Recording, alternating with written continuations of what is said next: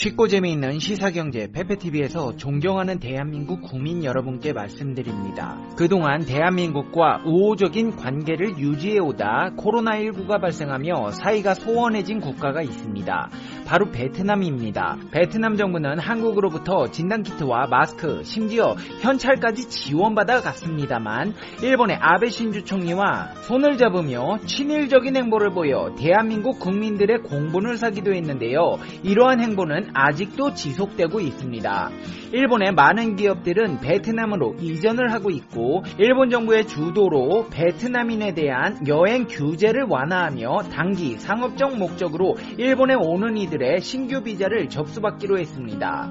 이런 베트남의 배은망덕한 행보에 대한민국에서는 법과 원칙을 근거로 버릇 고쳐주기에 나섰다는데요. 자세히 알아보겠습니다. 페페TV 팩트 체크. 미국과 중국 간 갈등이 격화되는 가운데 일본 기업들이 대거 중국을 떠나 동남아 국가들, 그 중에서도 특히 베트남으로 향하고 있습니다. 중국 의존도를 낮추고 공급망 다변화 목적으로 일본 정부의 재정 지원을 받아 일본 기업들이 탈중국을 하고 있는 것입니다. 일본 정부에 따르면 지난 4월부터 특정 국가에 대한 공급망 집중을 피하고 해외에 나가 있는 일본 기업들의 탈중국화를 지원하기 위해 총 2,435억엔을 준비하고 있습니다. 일본 무역진흥기구에 따르면 현재까지 탈중국을 결정한 기업은 87개이며 이들 중 동남아로 이전 계획을 밝힌 기업은 30개이고 이 가운데 절반인 15개 기업은 베트남으로 이전할 예정입니다. 베트남 이전 예정 기업들은 의료기기와 IT 관련, 전자기계, 그리고 컴퓨터 및 자동차 부품 제조사들인 것으로 알려졌습니다. 또 베트남 이전 기업 가운데 6개는 대기업이고 9개는 중소기업으로 분류됐습니다. 베트남은 일본 기업 탈중국 후 대체국가 1순위로 자리 잡았습니다. 지리적 이점과 값싸고 젊은 노동력, 그리고 최근엔 코로나19 방역에 성공한 국가로 친일본적인 성향까지 일본 기업들에게 매력적인 투자처로 떠오르고 있습니다. 여기에 더해 최근 미중 간 코로나 바이러스 발원 책임 공방과 홍콩보안법 이슈 등으로 양국 간 갈등이 격화되면서 불안감을 느낀 일본 기업들이 탈중국을 신중하게 검토하고 있는 상황입니다. 탈중국의 중심에 있는 일본 기업들의 이러한 현상은 설문조사에서도 뚜렷하게 나타났는데요. 일본의 교도통신이 자국 기업들을 대상으로 한 설문조사에서 최고의 투자처로 꼽은 나라가 바로 베트남이었습니다. 이뿐만이 아닙니다. 일본에서 입국 제한을 가장 먼저 완화하고 있는 국가도 베트남입니다. 일본 외무성은 베트남과 국가 간 여행 재개를 위한 단계적 조치에 대해 회담을 가졌다고 밝혔습니다. 특히 일본과 베트남은 여행 복원을 위해 이달 중 거주 트랙을 도입할 예정이라고 밝혀 눈길을 끌었습니다. 이번 발표로 베트남 인턴, 간호사, 시장조사, 일자리 관련 협상, 근로자, 계약 체결 등의 비즈니스 목적으로 단기 상업적 방문에 대한 신규 비자 신청이 가능해졌습니다. 한국과 베트남의 관계는 코로나19 이전과 이후로 나누어야 될 듯 싶습니다. 대놓고 친일적인 행보를 보이며 협력을 이어가고 있는데요. 뭐 좋습니다. 대한민국 오는 사람들 안 맞고 가는 사람 안 잡기로 유명합니다. 친일 행보를 국가 정책으로 정했다면 일본과 교류하면 되는 것입니다. 근데 이런 베트남 사람들은 한국에서 그동안 얻어오던 수익에 대한 미련을 못 버렸는지 불법으로 한국에 빨대 꽂고 수익을 창출하고 있다는데요. 바로 불법 체류자들입니다.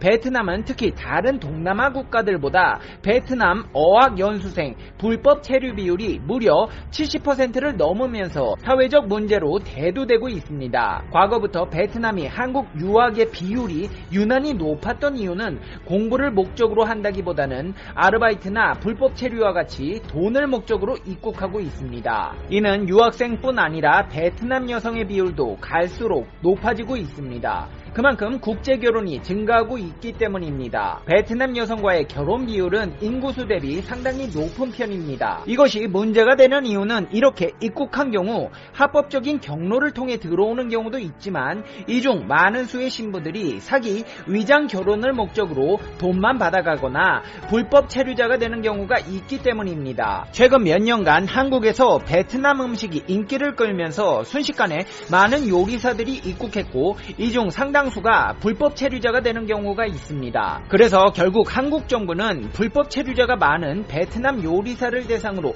비자를 제한하기 시작했는데요. 출입국 관리사무소는 불법 체류자가 많은 국적의 경우 비자 발급을 전면 제한할 수 있다는 내부 지침에 따라 불법 체류가 많은 베트남 요리사들의 비자 발급을 전면 제한하며 베트남 요리사들이 종적을 감추기 시작했습니다. 한국 음식점 업주가 외국인 주방장을 고용할 경우 외국인 주방장은 E7 요리사 비자를 받아야 합니다. 현지 요리사는 요리사 전문 자격증 5년 이상의 경력 등 전문적인 지식기술 또는 기능을 가지는 등 요건을 갖춘 외국인이어야 하며 한국 식당에서도 기본 조건을 충족해야 합니다. 이들은 관할 출입국 사무소의 구비 서류 통과 등 발급 절차를 거쳐야 하며 이 조건들이 충족되지 않는다면 비자를 발급받을 수 없습니다. 하지만 유독 베트남 요리사의 경우 불법 체류자가 걷잡을 수 없이 늘어나고 있다는 이유로 지난해 초부터 1년 넘도록 제한되고 있습니다. 출입국 관리사무소 관계자에 따르면 중국, 필리핀 등 타지 외국인들의 E7 비자 발급은 허용하며 베트남만 이런 법을 적용시킨 이유에 대해 베트남인의 경우 소규모 업주들이 초청해 임금 수준을 맞추려고 하거나 요리사로 들어왔다가 이탈해버리는 등 다방면으로 불법 체류가 너무 많다. 비자 신청이 있는 경우에는 그때그때 받아서 자격이 되면 발급 심사를 하고 있지만 최근 1년간 단 한 건도 없었다. 베트남인들의 E7 비자 불허는 불가피하다고 밝혔습니다. 여기에 더해 대한민국에서는 베트남 불법 체류자들에게 다시 한번 칼을 뽑았는데요. 법무부 출입국 외국인 정책본부는 선순환 불법 체류 외국인 관리 대책에 따라 자진 출국하는 불법 체류 외국인에게 부여되는 혜택이 종료되면서 출국 시점에 따라 범칙금을 차등에 부과하겠다고 밝혔습니다. 이 말이 무슨 말이냐면 코로나19 사태로 불법 체류자들이 숨어버리면서 동선 파악이 어려워지자 대한민국 정부에서는 베트남 불법 체류자들에게 자진 출국하는 방법을 종용해 왔습니다. 심지어 지난달까지 자진 출국하는 불법 체류 외국인은 범칙금 면제 혜택과 90일짜리 단기 방문 단수 비자로 재입국 기회까지 제공해가며 이들의 귀향길을 도운 것인데요. 하지만 베트남 불법 체류자들은 요지부동 말을 들어먹질 않았습니다. 상당수 베트남 불법 체류자들이 계속해서 한국에 남아있자 결국 정부는 비자 발급 제한부터 범칙금까지 초강수를 두기 시작한 것입니다. 7월 1일부터 9월 30일 자진 출국하는 불법 체류자에게는 범칙금의 30%를 부과하고 미납 시 1년에서 10년 입국이 금지됩니다.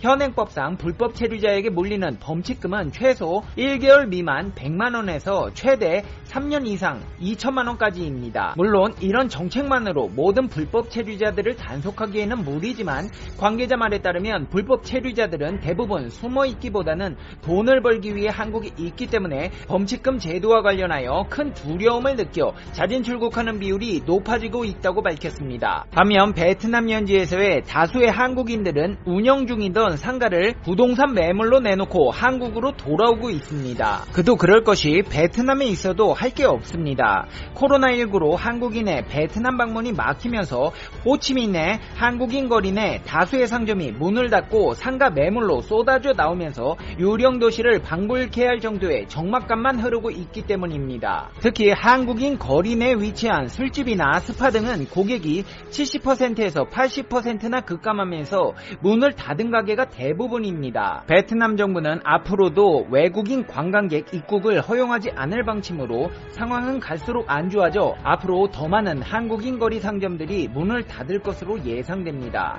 하지만 베트남의 다른 관광지들은 별 걱정이 없어 보입니다. 외국인들이 오지 않아도 자국민들로 채운 모습이 연출되고 있기 때문입니다. 베트남 현지 매체 VN 익스프레스에 따르면 베트남 북부 사파의 리조트 업체인 썬그룹의 주말 방문객 수가 이달 초 대비 20%에서 30% 증가하면서 지난해 약 70% 수준까지 회복했다고 밝혔습니다. 또한 유네스코가 지정한 유명 관광지인 베트남 북부 꽝린의 하롱베이도 주말 하루 동안 약 10만 명이 방문하면서 인근 레스토랑과 숙박시설을 찾는 손님으로 방향으로 북적이고 있습니다. 심지어 베트남 남부 해변가인 꾸인현에는 몰려드는 손님을 감당하지 못해 예약을 하려고 해도 빈방을 찾기 어려운 상태입니다. 실제로 베트남 남부 끼엔장성 뿌꾸옥 국제공항은 주말 하루 기준 2만 2천 명에 달하는 관광객이 섬에 방문했다고 밝혔으며 이는 지난해 같은 기간보다 2배 이상 증가한 수치입니다. 베트남의 이 같은 관광지 호황은 외국인 관광객이 부재한 상황에서 국내 관광을 적극적으로 장려한 정책이 주요했다는 분석입니다.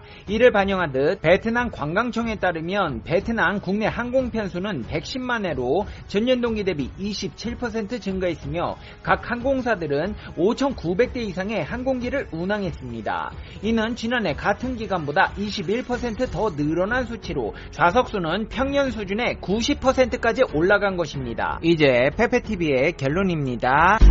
Conclusion. Pepe TV. 베트남 관광지가 자국민들로 호황을 맞이하고 있네요. 일본과도 긴밀하게 협력하며 돈독한 관계를 구축하는 것 같아 보기 좋습니다. 다만 한국에서 불법 행위만 자제해 주시기 바랍니다. 불법 체류는 일본 가서 하면 더 좋지 않을까요?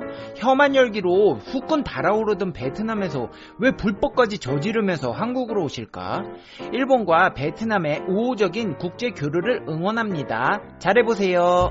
페페TV 시청자 여러분은 어떻게 생각하세요? 페페TV는 여러분의 생각이 궁금합니다. 댓글로 여러분의 생각을 남겨주세요. 그러면 여러분 오늘 하루도 행복한 하루 되세요. 당신은 소중하니까요. 다음 영상에서 봬요. 안녕. 시청해주셔서 감사합니다.